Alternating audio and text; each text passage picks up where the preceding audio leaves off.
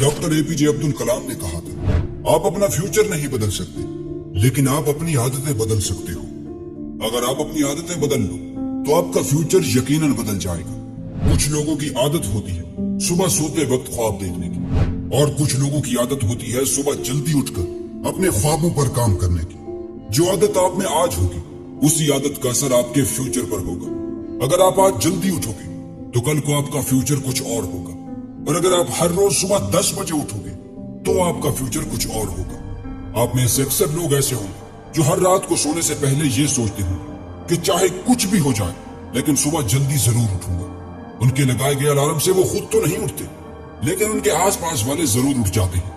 और जब उनसे पूछा जाए कि तुम आखिर सुबह जल्दी उठना ही क्यों चाहते हो जब तुम उठ नहीं पाते, तो कहते हैं तुम्हें नहीं पता, दुनिया में सभी सक्सेसफुल लोग, मिलियनर्स एंड बिलियनर्स, सब सुबह जल्दी उठते हैं, इसीलिए मुझे भी जल्दी उठना है। लेकिन पहले आपको यह समझना होगा कि आप उस वक्त तक जल्दी नहीं उठ पाएंगे कि जब तक आपके पास सुबह जल्दी उठने का कोई बड़ा और सॉलिड रीजन नहीं होगा। मैं आपको एक एग्जांपल देता हूँ। इमेजिन करो कल सुबह आपकी फ्लाइट है और आपके लिए वो फ्लाइट बहुत जरूरी है, तो आप किसी भी हाल में वो फ्लाइट मिस नहीं करोगे।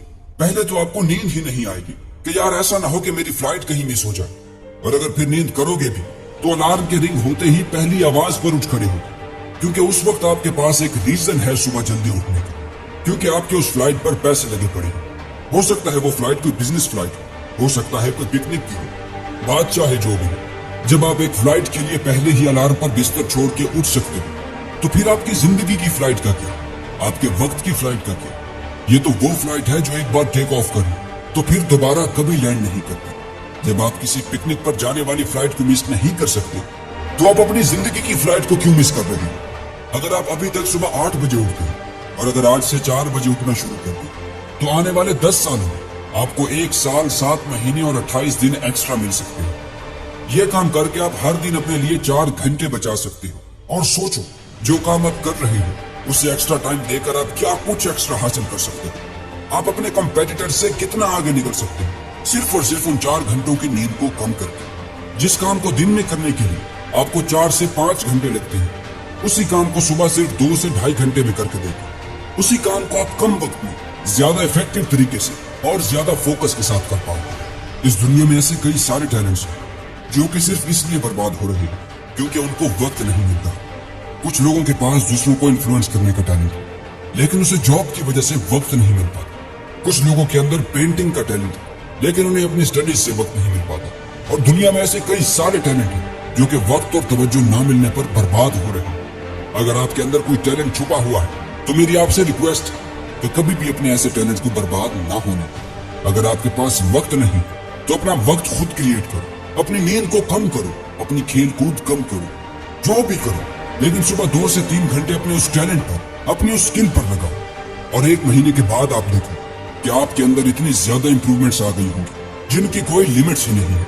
तो चॉइस आपके हाथ में, या तो 3-4 घंटे की नींद कम करके दुनिया के 95% लोगों से आगे निकल जाओ, या फिर 3-4 घंटे की नींद और करके उन 95% में से एक बन जाओ। ऐसा नहीं है कि आज जितने भी कामयाब लोग हैं उनके पास कोई एक्स्ट्रा टाइम होता है, बिल्कुल नहीं। दुनिया में हर इंसान के पास दिन में सिर्फ 24 घंटे ही होते हैं, लेकिन कामयाब लोगों को टाइम क्रिएट करना आता है। वो कैसे? फजूल चीजों को कम करके, खेल कूद को खत्म करके, अपनी नींद को कम करके, और इसीलिए वो कामयाब होते हैं।